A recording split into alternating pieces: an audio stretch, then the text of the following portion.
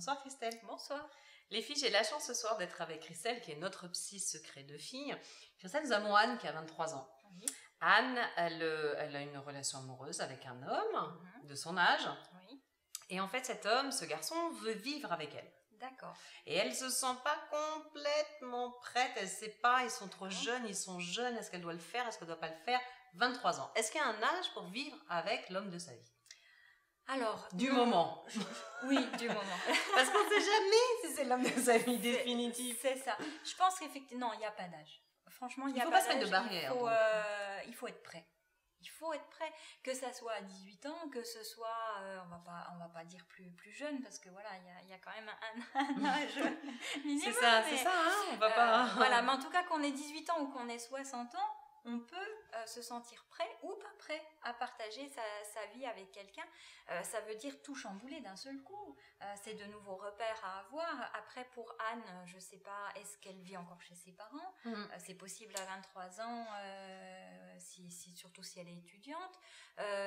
Peut-être qu'elle vit seule et que du coup, elle est peut-être pas prête à s'engager dans une vie à deux. Voilà. Ouais, c'est ça. Hein. Je crois que Anne, ce qui est le plus important, c'est de vous poser la question de savoir qu'est-ce qui vous fait peur. Est-ce que c'est vraiment le fait d'être jeune ou bien ça se situe à d'autres niveaux? Est-ce que vous avez peur de découvrir des choses de lui? Peut-être que Anne se cache derrière son âge. C'est ça que tu veux dire? Peut-être, oui. Oui. Pour éviter de penser à autre chose. Une autre peur, pour camoufler une autre peur. Et oui, ça peut être par exemple la peur de la routine qui s'installe. Dans le quotidien, effectivement, la routine s'installe. Mais il faut savoir que dans le couple, la routine, c'est aussi une sécurité. Ouais. Parce que petit à petit, on se sent en confiance. Pardon. On va retrouver tous les soirs son chéri. Quand la journée a été difficile, au moins, voilà, il y a une épaule sur laquelle on peut se poser, se confier. Voilà. Moi, j'ai une phrase, et pour une fois, c'est moi qui l'ai dit, c'est moi qui l'ai. Hein. Je dis toujours que la plus belle routine dans un couple, c'est de se réveiller le matin avec l'homme qu'on aime. Ah oui, ça c'est sûr, effectivement. Voilà, ça fait partie des plus beaux moments de couple. Hein. Oui, et c'est ma phrase à moi, c'est moi qui l'ai dit. Je ne l'ai pas tirée de bouquin ou quoi que ce soit. Et donc, maintenant, elle est signée, vive la routine. Elle est signée sur Secret de Fille, c'est ça. Donc vive la routine, les filles. Oui, c'est très important et fais-toi confiance, Anne. Bien, donc Anne, plein de courage, n'hésite pas à nous recontacter, il n'y a pas de souci. Hein. Les filles, je vous souhaite une très bonne soirée. Merci beaucoup Christelle. À bientôt. Ciao, ciao. Il faut faire attention aussi, Karine, au maquillage qu'on utilise ce soir-là. Oui, si jamais on a une trop belle tenue, on essaie de faire quelque chose de beaucoup plus discret. Voilà. Et puis sinon, si la tenue est très simple, on essaie de miser justement sur le maquillage. Il faut équilibrer. Voilà, équilibrer. Okay. Alors moi, j'ai eu un petit truc d'une maquilleuse qui me disait toujours, il faut faire attention lors des rendez-vous galants. Quand on a les bougies, en général, c'est hyper traître. Il y a tout le temps des bougies lors d'un rendez-vous galant.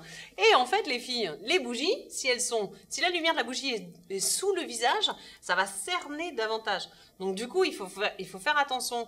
Alors, à se mettre de l'anti-cerne et à faire attention à l'orientation de la bougie. Non, mais il faut penser à tout, hein, un rendez-vous galant. Vraiment pointilleux. Il faut penser à tout. Il faut se mettre en valeur. Donc, il faut penser à tout. Mais par contre, moi, je leur conseillerais vraiment de rester le plus simple et naturel possible. Oui, c'est vrai. Rien de too much, voilà. Pas non plus le gros rouge à lèvres rouge pétard ou le gros gloss, voilà. Pas tout de suite. Voilà, on attend un peu. Ouais. Hein, on se vend, mais on vend pas ce qu'on porte. Yes, exact. À bientôt les filles. À bientôt. Ce qui plaît beaucoup aux hommes, c'est la tenue d'infirmière, tenue d'écolière. Voilà, ça je pense que ça ne laissera pas insensible. Après musique, des basiques, la musique du film de 9 semaines et demie, la chanson de Joe Cooker qui peut être bien et qui peut être très sensuelle. Des musiques assez électro-sensuelles, comme Laurent Wolf a fait des très jolis morceaux qu'on utilise en striptease. Et après, sur un autre style un peu plus différent que moi j'utilise, c'est des musiques de hard rock, des musiques de AC/DC. Wow.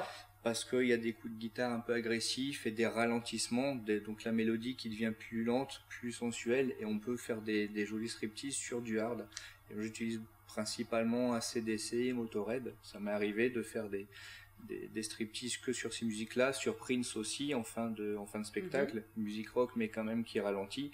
Et ZZ Top aussi, ils ont une chanson, je me rappelle plus le titre, mais particulièrement, elle se porte bien au striptease. Ah ouais, C'est Donc surprenant. on a plusieurs Bon. choix électro, du rock et certains slow qui ont pas d'âge, comme on dit, qui sont intemporels. J'imagine que ça dépend du style d'Erika et de la musique sur laquelle elle se sentira Voilà, le une plus musique à l'aise et sensuelle. ça dépend de la tenue. Si c'est infirmière, ce sera plus électro à mon sens. Musique électro, si elle peut venir en écolière ou en co-girl, voilà, là elle peut utiliser une musique un peu plus rock. Et un final avec un slow, une balade, comme font les groupes de rock, comme vont faire les grands groupes de rock, une balade qui devient plus sensuelle. Merci Tony, ça promet. Hein. Je pense que Erika et surtout son chéri vont passer une très très bonne soirée. Grâce à toi. Merci. Bonjour Céline. Bonjour Stéphanie. Bonjour les filles, j'ai la chance ce soir d'être avec Céline qui est une experte en mode, en fashion. C'est pas la Fashion Week, c'est encore un peu les soldes. Nous avons ce soir Nina. Nina, elle a 18 ans.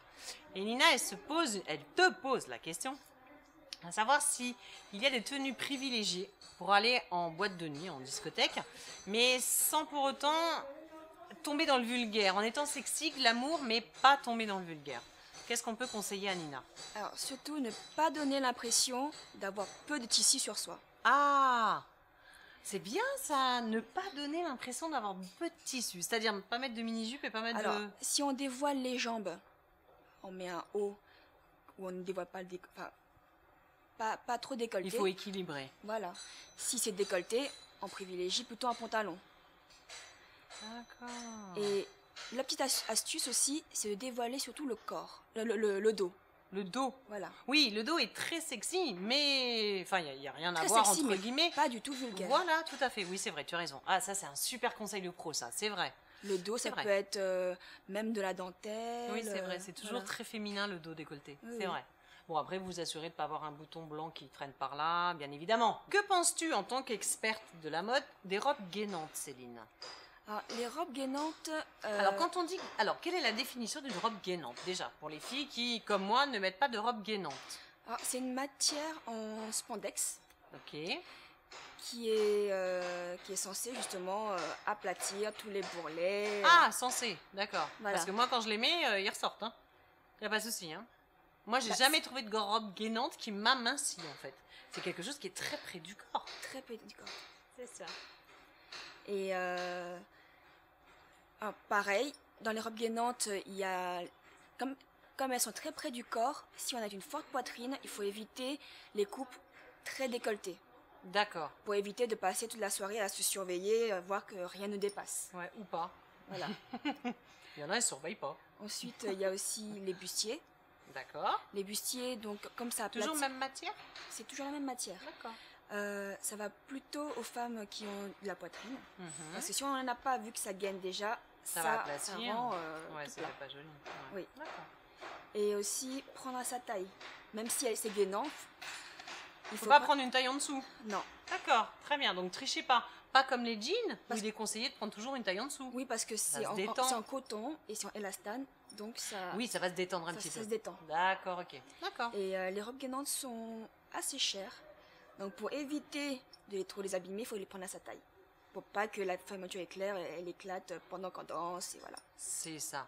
Super. Ben voilà plein de trucs pour aller en boîte et paraître sexy et glamour sans être vulgaire. On est d'accord, Céline? Exactement. Merci. Alors les filles, bah, amusez-vous bien, hein. Bonne boîte, bonne discothèque. N'hésitez pas à nous envoyer vos questions, bien évidemment, sur les deux sites. Vous avez le choix entre la page fan et le site internet www.secretdefille.tv. Merci beaucoup, Céline. À bientôt, les filles. Salut Au revoir. et bon appétit. Bonjour les filles, bonjour Vina. Bonjour. Les filles, j'ai l'extrême chance aujourd'hui d'être avec Vina, qui est notre coach beauté. Vina, nous avons Sarah qui a 32 ans. Bonjour Sarah, des coucous à Sarah. Bonjour. Sarah, elle a 32 ans et en fait, elle fait beaucoup la fête. Mhm. Et elle a besoin de trucs pour qu'elle puisse retrouver un teint sublime dès le matin quand tu as dormi 1 heure. Tu fais comment? Ben, on met un ampoule d'éclat. D'accord. Donc Ouais. après sa douche. Oui, après sa douche. D'accord. On se démaquille. Oui. On commence par son fond de teint. D'accord. Ah, elle remet du fond de teint? Bah, correcteur. Mais si elle sort. Si elle sort, on met son fond de teint. D'accord. Ses correcteurs, ses anti-cernes, c'est des correcteurs. D'accord. On met ses poudres. D'accord. Donc ça, c'est le cas où elle va ressortir. Voilà, ressortir dans la journée parce qu'on met toujours du fond de teint tous les jours. Tout à fait. Imagine, elle rentre à 4 heures du matin. Elle est un petit peu fatiguée. Elle dort 1 heure.